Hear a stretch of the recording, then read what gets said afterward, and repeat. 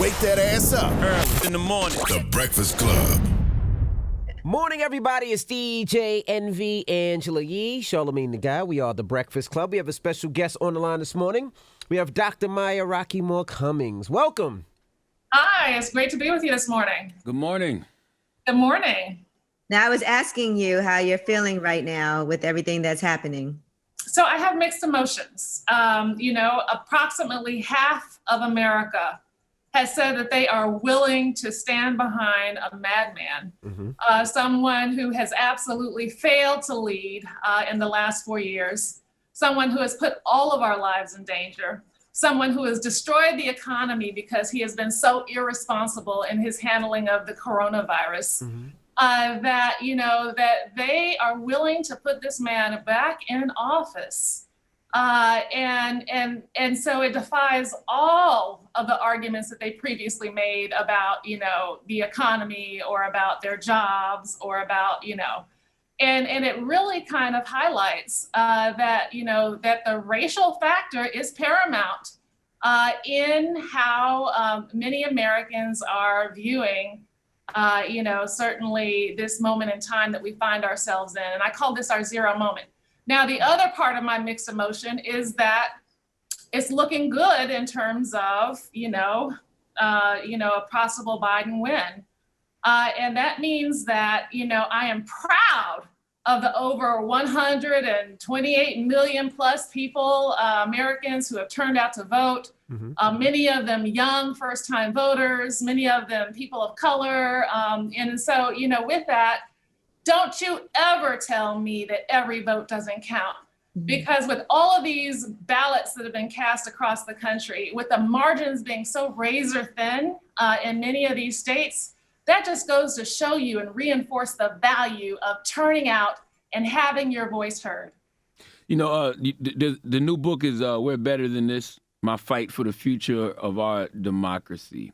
And I wonder, based off what you just said, is America better than this? or is this America? So it's both. This is America. And if it's 49% of America, it's America.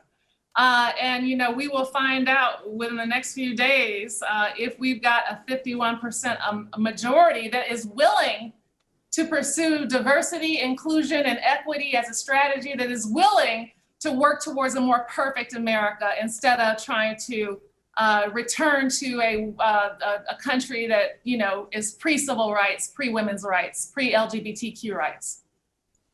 So Dr. Maya Rockeymoore Cummings, I want us to get on track too with the book, We're Better Than This. And just to put everybody in perspective. So, Elijah Cummings started writing this book. It was 90% done. And then unfortunately he passed, and you were able to you felt like you had to put this book out still. It's what he would have wanted. And from his own firsthand experience, having to work with Donald Trump and actually sitting down with him, being one of the first Democrats to have a meeting with him after he became president, things didn't go so well after that. He was hopeful, but can you tell us what ended up happening to kind of show the character of what a person like Donald Trump is? So 2016 was a mess. Donald Trump showed his face time and again. And yet Elijah, my late husband, Congressman Elijah Cummings, who passed away a little over a year ago, was determined to try to find any kind of way to work with this man because he believed that, the American people deserved it and his constituents deserved it. And so there was a Democratic boycott of his inauguration. And Elijah went up to John Lewis, who was leading that boycott, and asked for his permission to attend the inauguration because he wanted to show his respect for the institutions of government and see if he could establish some kind of relationship. So we went. And then Trump invited us to the luncheon after the inauguration. Well, how was the inauguration with you there? How was that? Paint that picture for us. Oh my God. So we found ourselves sitting behind Donald Trump during his infamous American Carnage speech. Now Elijah was on the platform. I was up in the stands behind the president. I was able to watch everybody. I was able to watch Michelle Obama and Biden's wife. They didn't clap once. They were pissed. I was able to watch, the Trump family, as they preened, of course, in I guess in pride with their patriarch in the lead. Mm-hmm. But with that, it was cold, and after it was over, we were ready to get inside to eat. And so we were taken inside the Capitol, and we were seated at a table with Trump's first cousins, who seemed to be shocked. And one of them asked for Elijah's autograph. Did he? It was fun. Did he write it on a napkin? Whatever it was. Or did he write it on his own? He said, ask for it on his own. He was surprised that they knew him and they appreciated him. Mm-hmm. But we watched as Ivanka flitted around the room, as the Clintons came in with all their graciousness. They had just been through hell and high water, and they walked in to actually, give a toast to the new president.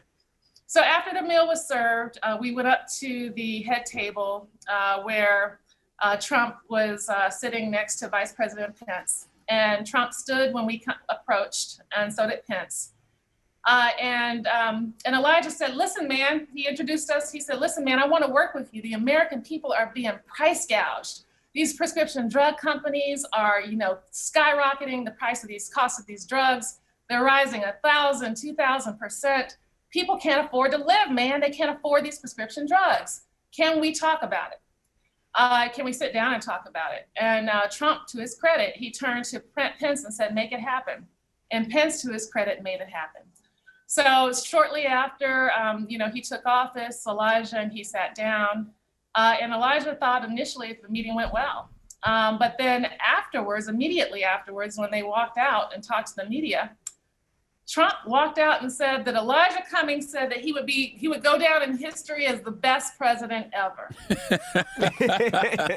Twisted those words around. And Elijah was like beside himself. He was like, I said no such thing. Did he tell him he could? Did he tell him he has the potential if he does the right thing, maybe? This is what he said. He said, if you are president to all of the people and not just your base, if you serve all of the people, you could go down in history as the greatest president ever. Okay, I got a bunch of questions, but the first question I have to get out my mind. I know the food was trash. Had to be. I'm sure it was much better during the Obama era. So first of all, we were never invited to the Obama luncheon, so we don't know how the food was during the Obama era. Never invited? Why weren't you invited? We don't know. What? That sounds crazy. We don't know. Elijah was a big booster of Obama, and even when he wasn't invited, he continued to support Obama. That's crazy. That makes no sense to me. No, none at all. Yeah, Elijah Cummings not invited to the first black president's luncheons?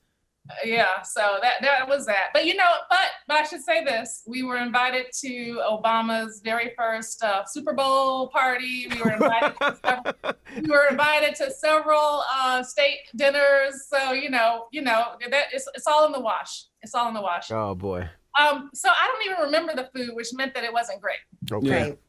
But I do remember this. Let me just tell you this: they were giving out commemorative bags, gift bags, with the 45th president of the United States stuff written all over it. After the event was over, people had left their gift bags on the floor, on chairs. And I remember I picked up several because I was just like, well, maybe somebody I know will want them. Mm-hmm. What was in them? What was in those bags? There was a nice ashtray with gold.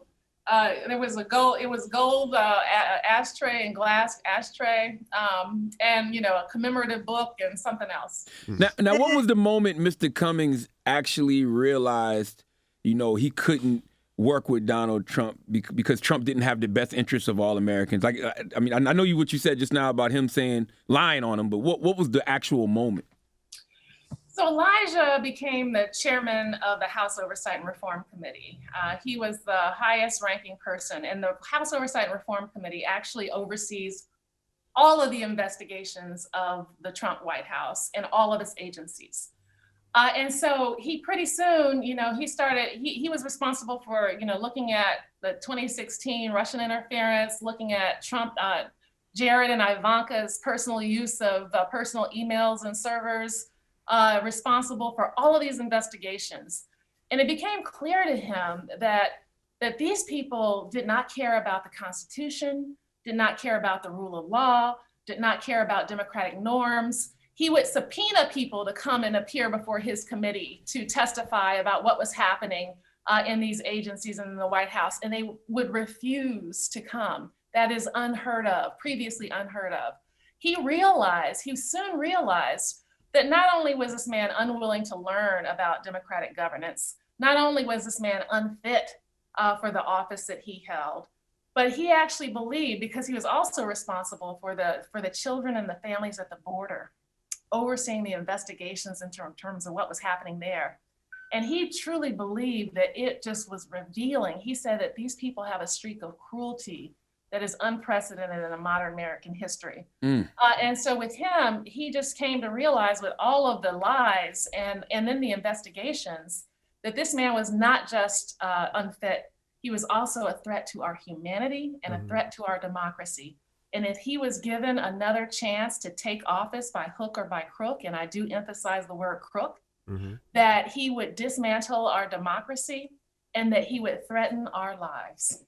Oh, yeah, I've been saying he's a fascist for 2 years.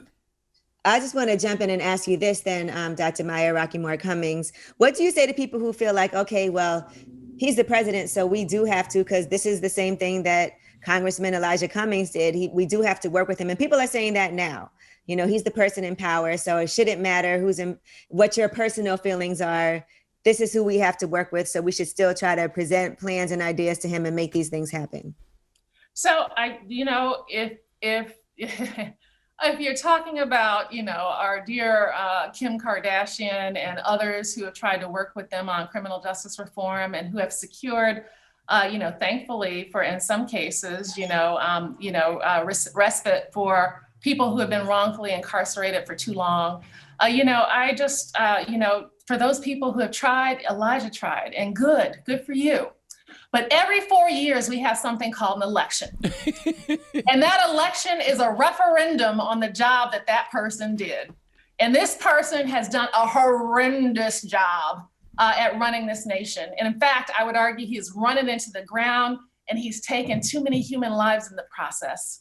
And so now we have the opportunity to fire the apprentice and to hire a new person for the job. And that is what the American people are in the process of doing.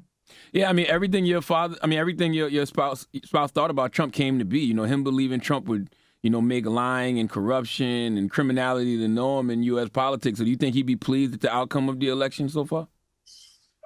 Yeah, I think that he would be disappointed that it was so close, because this really, it justified a rout. And,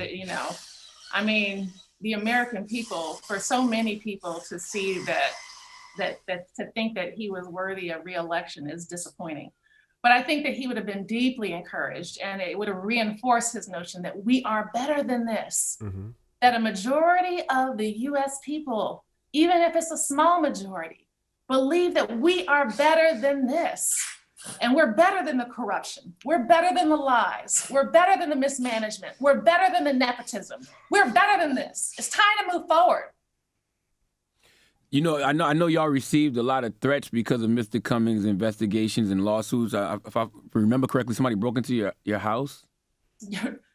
Just a few hours before Trump started tweeting about my husband and about how crime-ridden and bad Baltimore was, we had a break-in for the first time in the history of our marriage, and only for the first time in the history of Elijah's 35 years of living there, because he had somebody that, 20 years ago, who had a key and gained entry unlawfully with a key. But that's a different story. So, we were, the night that it happened, I was up. So Elijah, you all should know, he was no longer able to climb stairs. His health was compromised. And so we had a medical bed set up for him on the first level of our row home. And for those in New York, it's like a brownstone. Brownstone, okay. Yeah, because you said row home, I was like, but yeah, brownstone, okay. So, all of a sudden, about 2:30, 2:45 a.m., I hear Elijah yelling for me. And so I run downstairs with the phone in my hand. And he says, there's somebody in our hallway. I said, you mean the outside hallway? You know, there's a vestibule before you can get inside the inside house. And he's like, no, inside. So I run out into this common shared space, and the door was open, and I run out into the vestibule, and I meet this guy at the door. White, black, Asian? Black Black Wow. guy. brother. My color, a little bit darker. And he had just taken a bicycle out of the vestibule and put it back down on the sidewalk. And he was coming back up the stairs to politely close the door. Now, how many robbers do you know who are, first of all, going to carry a bike to the scene of a crime? Secondly, who are going to politely close the door after they've been caught? And so, you know, we found it curious. He left, and I told him, I said, what are you doing, man? What are you doing? And I took some shaky photos with my iPhone. And he got on his bike. And actually, when he saw I had the iPhone, he pulled the cap down so I couldn't see his face. Wow. And he got on his bike and he rolled away. So we went inside. I went inside and we talked about it. And Elijah did not want to disturb the neighbors with cops in the middle of the night.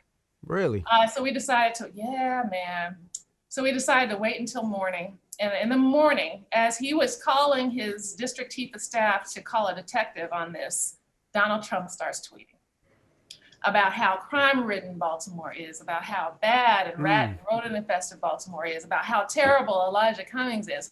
We felt, we cannot prove it, but we felt that the timing was just too coincidental for them not to be related.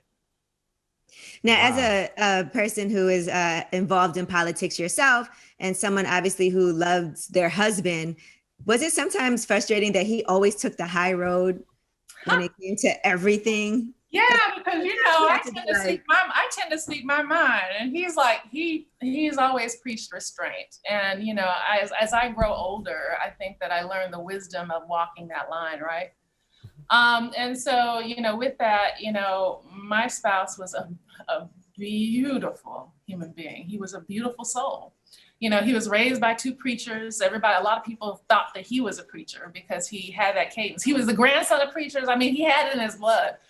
And so, you know, he certainly believed about turning the other cheek.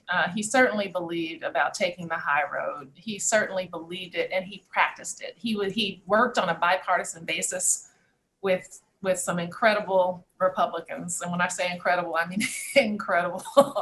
One of them is now the chief of staff for President Trump. And so with that, you know, and, you know, he's just attempted to do the right thing and to try to find common ground where there is. And he always said, it's not just about common ground, it's about going to higher ground. Mm-hmm. Yeah, you know, Michelle Obama said, when they go low, we go high. I don't believe it. I think when they go low, you got to take it to the floor with them. You know what I'm saying? because if you think about it, if Biden and Harris get in, they have to do things that people are going to be against, but they're going to have to show courage. Like, you have to expand the Supreme Court. Like, you have to. So we're in the process, we're in asymmetrical warfare. Republicans have been willing to show that they are willing to go to any extreme, to change the rules at a moment's notice, to bend the rules at a moment's notice, to disregard the rules whenever they want to, just to get their way. Right. And they've been gangster about it and unapologetic. And so and all the while, the Democrats have been like, okay, well, this is the route that you want to take. Okay. And, you know, we have found, Democrats have found themselves time and time again, I think, triangulated and in a corner. And so that's why I think we find ourselves at this precipice, our zero moment, because, you know, we have not pushed back hard. Mm-hmm. We have not had strategists and tacticians who have been able to anticipate and to get ahead of the game. We have been, I think, unfortunately, and I say we, I was the former chair of the Democratic Party, and I have traditionally voted Democrat, but I've got to tell you that I'm in a space now where I just truly believe that we have to find a way forward that may be, it might have to, and when I say we in this sense, I mean Black folks. Yeah, we need our own party. We need our own party. I mean Black folks. That we need to find our way forward, and it may have to be outside of a party structure. Do you think Democrats? Okay, I'm sorry. No, go ahead. Do you think Democrats have too large of a tent, meaning they try to please too many people? Well, you know, I think that it's going to be interesting to see how a Biden administration actually decides to govern. Yes, it's close. It's very close, which means that they're going to have to give a nod to the center. But they would not have gotten to where they were without progressives. That's right. They would, because progressives have decided to, this time around, instead of doing what they did in 2016, which was, of course, throw a vote to a third-party candidate or not vote at all because they're just pissed. Mm-hmm. This time around, they decided to, support the Democratic nominee with the encouragement of Bernie Sanders. And so that means that he's going to have to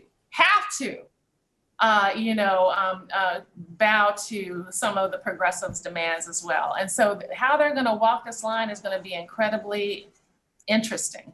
One thing that I feel like they absolutely cannot ignore, and there are a lot of things that they cannot ignore, but criminal justice reform. Mm-hmm. Yep.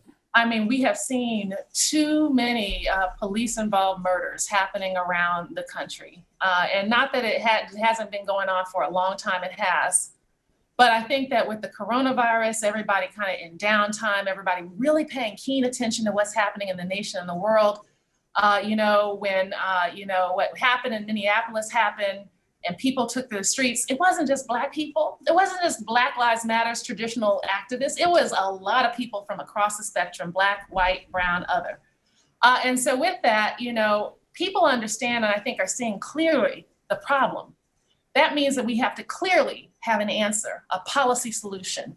And I think that clearly Kamala Harris and Joe Biden need to lead in this area, and they need to lead sooner rather than later. I'm glad you led with Senator Harris because that's who I voted for. I just couldn't, bring myself to voting for just Joe Biden. The fact of Senator Harris being on the ticket and flipping the Senate, and the fact I want to get that fascist out the White House is what really inspired me to go vote. It wasn't Biden.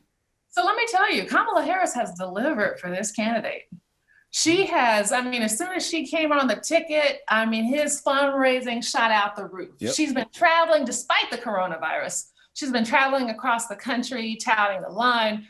She's been, she has comported herself well in the debates. She has been an asset to Joe Biden. And I think he understands that and realizes it. I hope so. And so with that, I think that she's going to have an unprecedented amount of influence in this administration. And I think that there's a legion of African-American and brown people across the country and women who are going to be supportive of her leadership. What do you think about, I see on social media a lot of Black people who are supporting Donald Trump saying that Joe Biden is worse than Trump. What do you say to that? I say that all they have to do is look at the record. No, that's not true. Joe Biden's record is horrible. No. Let's go. I can talk to you inside and out. Right now, I'm talking about Trump's leadership. Yes. I'm talking about more than 230,000 dead Americans, more than all of our recent wars combined. I'm talking about an economy that's in the tank. I'm talking about, him passing or assigning executive orders to roll back immigration opportunities, particularly for Black and brown countries.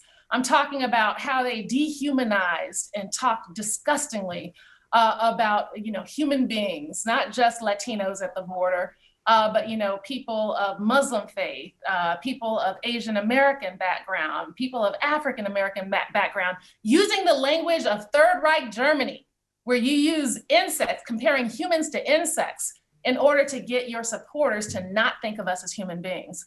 I'm talking about them signing executive orders like the one he recently signed, forbidding the US government and all of its contractors from supporting diversity, equity, and inclusion training.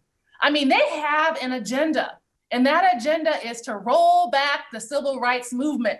It's to take everything that we fought for the last 60 years and to turn back the hands of time and take us back 100 years. Joe Biden, while the, what do you call it? It's not just one. No. We can talk about police. We can talk about the, 94 crime bill, 88 crack laws, 86 mandatory minimum sentencing. All of that. Yes, I think it helped all contribute to the over-incarceration of Black men, which, by the way, our Central Park 9 figure sitting in the White House, who was also playing his role in driving the incarceration of Black men, is not absolved from. Nor is he absolved from, of course, failing to rent to Black people in his apartment buildings or anything else. But yeah, Joe Biden does have a history of being a centrist and right-leaning Democrat when it comes to police and criminal justice reform, and has some responsibility in terms of the over-incarceration of Black and brown men in this country. Absolutely. And I think we can hold him responsible for that. I mean, I was holding him responsible throughout his whole campaign, but definitely as president, we have to hold him responsible. Yes, we hold him responsible, but don't get it twisted. Because while we're holding him responsible, we are giving other people a pass. I just lost to a Black man here in Baltimore who supported that 94 crime bill, and who was the chair of the Black caucus when he supported it. And all the Black people, the majority of Black people in Baltimore who voted for him, were willing to overlook it for this brother. So, I think it's important that we treat everybody who supported that crime bill the same way. I agree wholeheartly. I just read, and it actually gave me more respect for Miss Maxine Waters. Maxine opposed the 94 crime bill. Did. John Lewis. Charlie Rangel. That's John Conyers. I used to work for Charlie Rangel. Yep. And so that made me, I was like, wow, that's and you saw with Jim Clyburn, he was on Breakfast Club this weekend. Jim Clyburn said that he wants in the first 100 hours Joe Biden to send out a commission to study the 86 mandatory minimum sentencing and the 94 crime bill and its impact on the Black community so he can atone for it. So that's interesting. I mean, I think that would be great. So first of all, let's just say this. We're done with commissions that don't lead anywhere. Word. Don't just say that you want a commission to study something infinitum, because we don't have the time for it.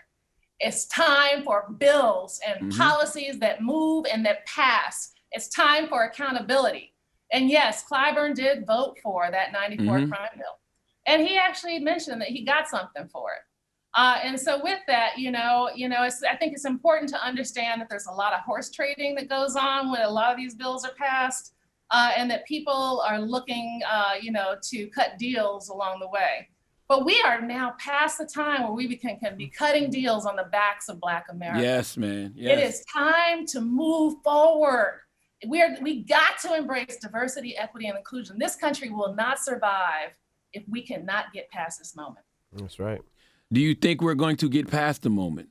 Yes, we have to. As I recently heard Elaine Jones say, she was talking to a group of women. She said that she doesn't have the luxury to be pessimistic. That's right. We don't have the luxury to be pessimistic. We have to maintain our hope. We have to maintain our strength. We have to maintain our fighting spirit, because that's the only hope that our children have. And we owe it to them. Absolutely. We're better than this. Well, Maya, we appreciate you for checking in today. Yeah, thanks for having me. It's always been great. It's great to hear your voices and to be on with you. You all are fantastic. Thank you so much. And the book is out. It's out, right? We're better than this. It's out. It's out right Amazon, any bookstore near you. Get it. Okay. All right. Well, thank you for joining us. It's the Breakfast Club. Good morning. Thank you. Thank you.